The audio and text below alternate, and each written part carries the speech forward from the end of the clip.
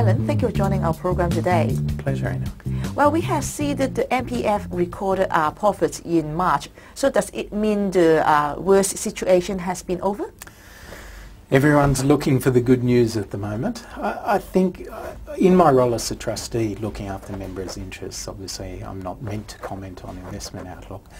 But I think, as I said, everyone's looking for good news. Our investment managers are saying that what they feel is that there's less uncertainty. 3 months ago, nobody knew how bad it was going to be. Nobody thinks it's going to be a great year this year, but people are beginning to feel like they have some certainty about how bad it's going to be and the potential for a recovery later in the year. But I guess you're asking because of people wanting to think about what they should do with their MPF money, and I'll keep coming back to the issue in the MPF is that it's really a long-term investment vehicle, and that if people are trying to choose tactics and time in a short-term basis, they're actually subjecting their money to actually much more risk around actually getting it wrong and making a bad decision in the short term. Mm-hmm. Do you find the financial crisis actually make people less willing to pay to the voluntary contribution to the MPF?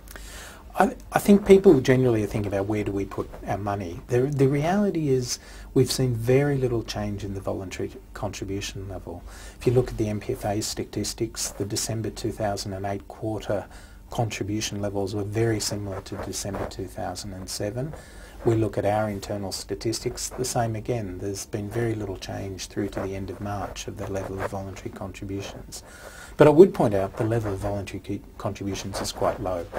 And what that unfortunately means is there's potentially a lot of people who aren't using the MPF system, getting the flexibility and benefits of it enough to fund their retirement properly. So really not much change, which might be inertia rather than a positive, but the problem is whether people are really contributing enough into the Provident Fund to fund their retirement. Mm-hmm.